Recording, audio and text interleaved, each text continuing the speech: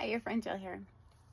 I was just thinking about how people are always trying to control people, manipulate, and scheme their way and rip people off out of like trying to get their way, trying to take advantage of people.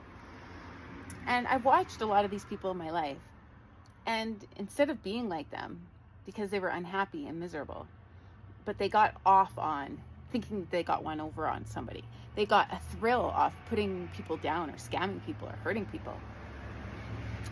And instead, I just learned to know my worth and to know my energy and to stand in my truth and my power. And that's the trick, right? When you're a loving, kind person, you have big energy and you come from a royal bloodline and you're giving and kind, but you're raised with like narcissists and people that were separated from themselves. They don't like your light and they'll attack you and they want you to feel bad about yourself because they're intimidated by you. They want to have power over you. They want to use your energy for their own selfish gain because they don't have their own energy source, because they are disconnected. They function out of fear and ego and pride and greed. And so they get jealous and they function from a low frequency. So they need to feed off high frequency people to keep themselves going, to wear a mask, to try to get one over on people. But you don't have to be around people like this. You can, once you learn about them and understand, you can cut the cords and walk away. And it actually is funny because a lot of these people will spend their whole life neglecting their own life, looking to lie, cheat, and steal and hurt somebody else.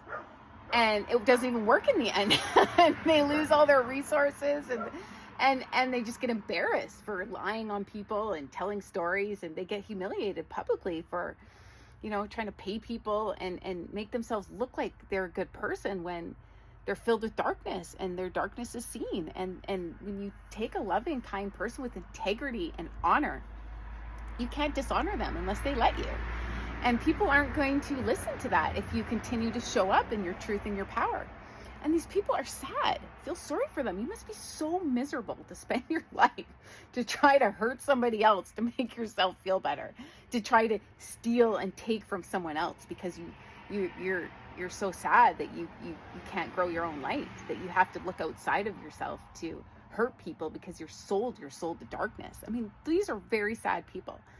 But you can show them how they can learn to go within and be better and make a better choice. But you don't have to take the abuse. And that's one thing I've learned. And I don't get angry because I just laugh at them because they just wasted their life and destroyed their life and embarrassed themselves trying to hurt good people. And, good people always win in the end.